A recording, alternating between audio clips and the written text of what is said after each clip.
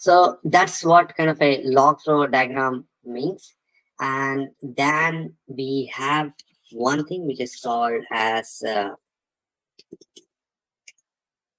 incident response plan. Okay, so this is again one of the most important, I will say, plan that a SOC team needs to have.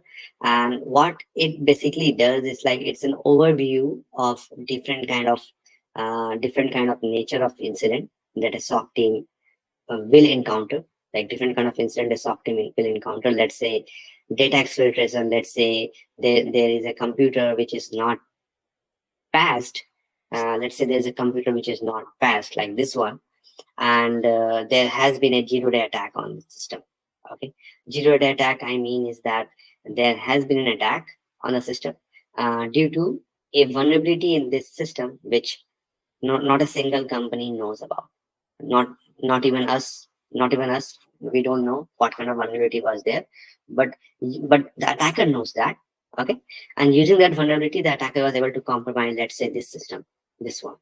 Okay, so the thing is that what incident response plan, or let's say incident response playbook, is something which is kind of, I will say that if um, any of you guys don't know that exists in your company, I will say that's the first thing, like kind of you should kind of uh, try to search in your company and kind of try to ask your leadership, like, is there any incident response playbook, and can I have a look at it?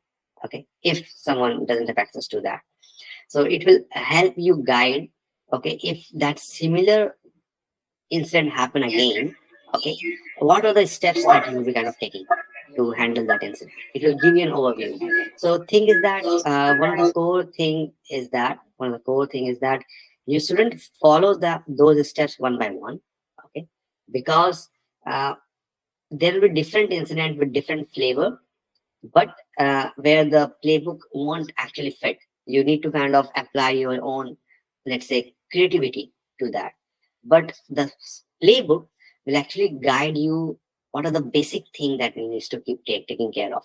Okay, let's say one of the thing that will be mentioned in that playbook like how to handle the vulnerability which is kind of a not known to the company, is that what can we do to contain. So one of the things that we can contain is that if we don't have the root cause analysis, whatever systems are there in this organization, we let's say we cut it from the internet for a while. Okay, till the time we don't know, and then we work with the security vendor to kind of uh, find out the root cause analysis.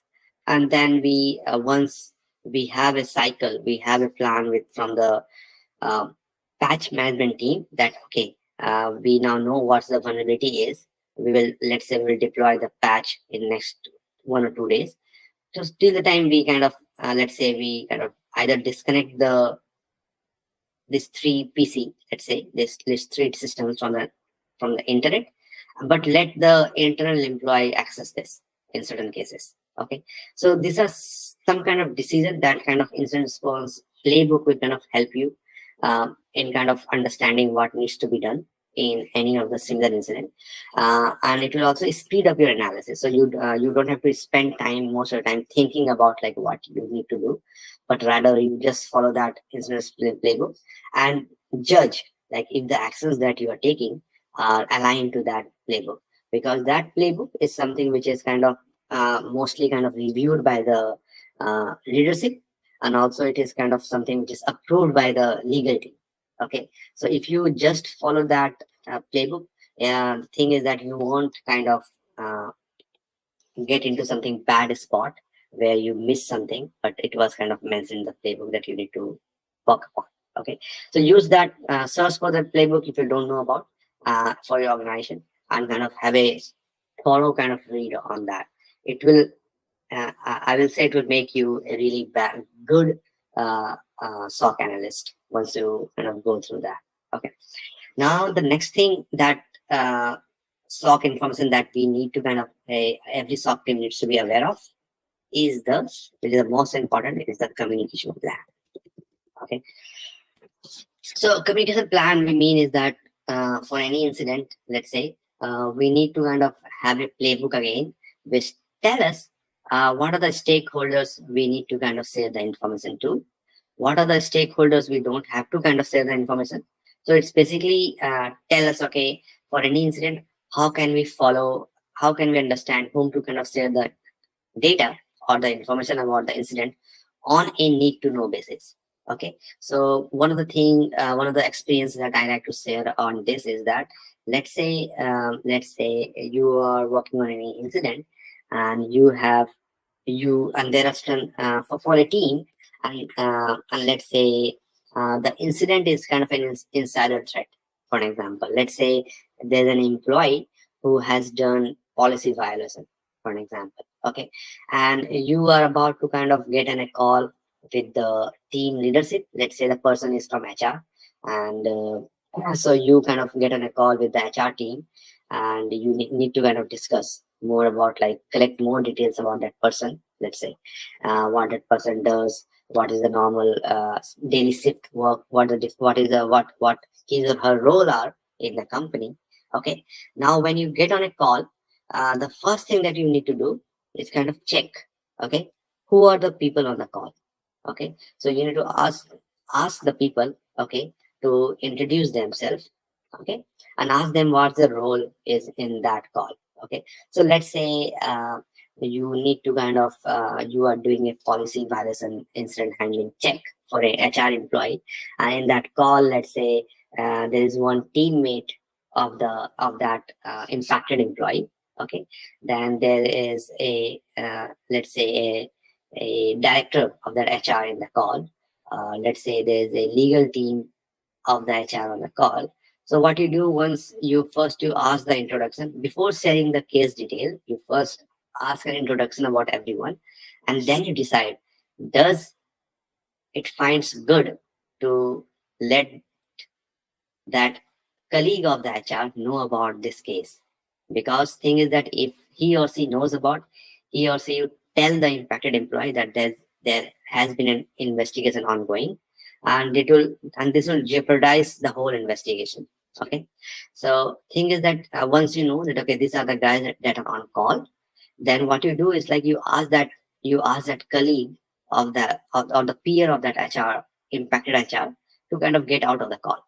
Okay, so this is something you do before kind of initiating any discussion.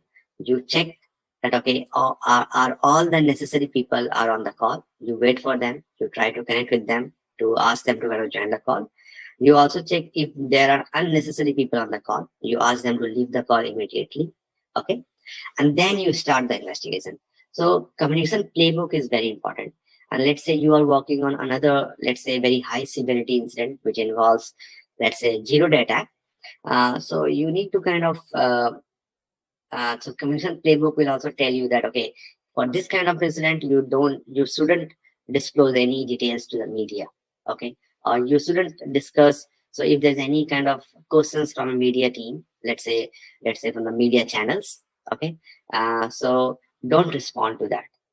Okay, if someone tries to connect with you from outside to collect some information, don't respond to them directly.